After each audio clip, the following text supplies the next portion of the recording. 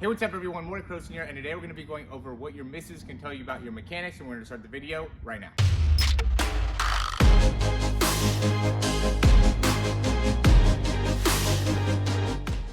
Okay, so I think this is going to be one of the best videos that I'm doing for quarterbacks just because it's going to give you so much information about how you can correct your mechanics. And I recently saw a video that talked about how, if you miss high, it's because of your arm position, or if you miss left or right, it's because of your head. And I think we all wish it was just that simple. The simple reality of it, though, is that there's a lot more complexities that go into your throw. So we're going to go over what happens when you're missing low, what happens when you're missing high, to the right and to the left. And as always, if you like the information, go ahead and click that thumbs up down below. Subscribe to the channel if you haven't already. And if you have any questions, comments, or recommendations, you could leave those down below. And if you want to get a little bit more information about some of our programs, you can check that down below in the description. We're going to start off with what's happening when you're missing low. So the reality of when we're missing low is that we're typically not using enough of our lower body when we're throwing, right? We're trying to go in and utilize a lot more arm. So there ends up being an imbalance between how much of our lower body we're getting into the throw in comparison to arm. If we're trying to use too much of the arm, another thing that's going to commonly lead to us missing low is going to be taking too short of a step, right? So if we're not taking enough of a step with that front foot,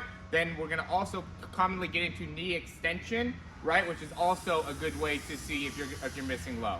So it's going to be too short of a step, or if we're creating a lot of knee extension, that's a good reason for why we're missing low. Another thing could be just using too much wrist. So when we're going to the finish, we could be just flicking too much, right? Which is going to obviously make it so the ball will end up being low. So that's going to be the four things that could really commonly make it so we can miss low. It's going to be too short of a step, too much knee extension, too much wrist at the finish, and then using too much arm and not enough lower body. Okay, and then the next one's gonna be missing high. This is another common thing that we see, is that quarterbacks will miss high a lot. First reason that could be is because of the elbow drop. So after we load, we end up dropping the elbow, okay? And that will end up also causing us to kind of push the ball. So that's another one. It's gonna be elbow dropping or pushing the ball. Another reason is gonna be from our wrist being out of neutral. So when we're throwing, we're like in that position, right? We wanna have a good neutral wrist when we're throwing the ball. Once we drop it like that, we have a tendency to kind of push that ball up, which will make it so it sails. Another reason will be because of an early release. So we go through and and as we're coming forward, we'll end up releasing the ball too early. So we're here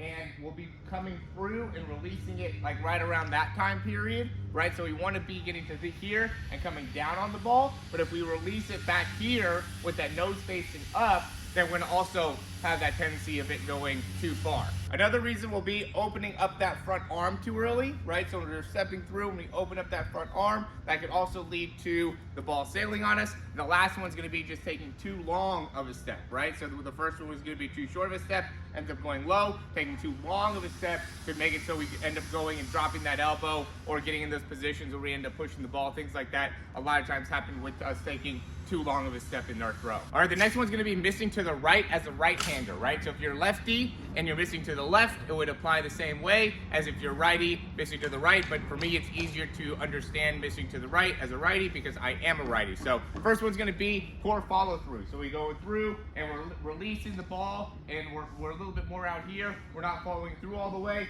so the ball's going to end up going off to the side there if I don't have a great follow through the throw. Another one's going to be the step. So if I'm here and I step and I'm more across my body, right, then I'm going to end up having a tendency to miss to the right as well. And that will also lead to me not getting as much lower body rotation, okay? So you can also have a good regular step, but if I'm not rotating all the way with my hips, then I'm also going to end up missing to the right. I want to be able to get good hip rotation in order to get that ball to come all the way through. A lot of times what we do is we'll step and cut ourselves off, making it so we don't get good rotation within our lower body, but we could also have good steps and just not get good rotation in it of itself. So that's another reason we're going to end up missing to the right. And the last one's going to be just limited elbow drive, right? So as we're coming through the throw, we want to be driving that elbow all the way through. If we're missing the elbow drive and we're trying to get too much with the wrist or too much with the hand, we could end up going off to the side, right? Or our arm will be, more over to here, right? But if we're driving our elbow through, we'll be able to get that elbow to come through towards the target, okay? So that ends up being another good way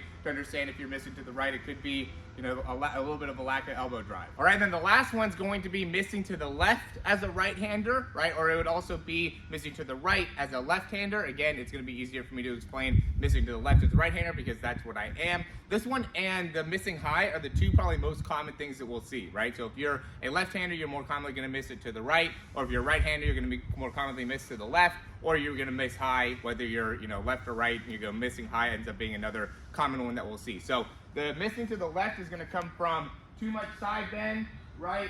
Opening up that front arm too early. Both of those things are gonna make it so we fall off to the side, and we're gonna end up having the ball go more to the left, right? Lateral side bend, or moving the head too much to the side, opening that front arm. All these things make it so we end up going to the left. That's why I say it's a very common thing, because we see that a lot with quarterbacks. They'll open up the front arm, or they'll lean too far over to the side with their head, or at the spine. All those things end up causing you to miss to the left. Another thing is going to be poor front leg stability, or poor front step, right? So if we open up too much here, if we're rotating too much here, that's all going to cause us to go and fall over to the side too much, right? We want to be nice and stable and controlled within that front leg as we're shifting our weight from our back foot to our front foot.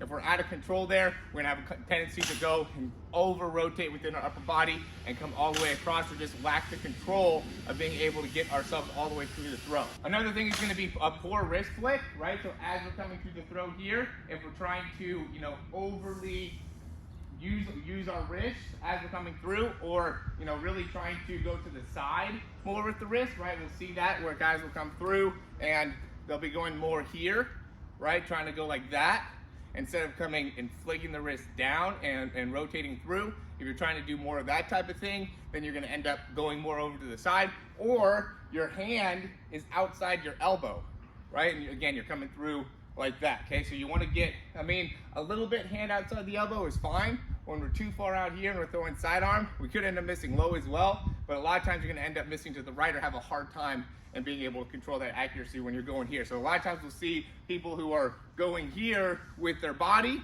and the arm is going away from them, right? And that's gonna end up causing a lot of inaccuracy, mostly missing to the left, but really in that way of throwing, you could probably miss a little bit to both sides. But that ends up being a really common thing that we see as well, is too much, and the reason I say left is because a lot of times has to do with too much side bend, opening up that front arm too much, or things like that, and then we'll end up having that ball off to the side here. All right, guys, so again, thanks for watching the video. I think there's gonna be a lot of information there, so if you have any questions, we'd be happy to answer them down below.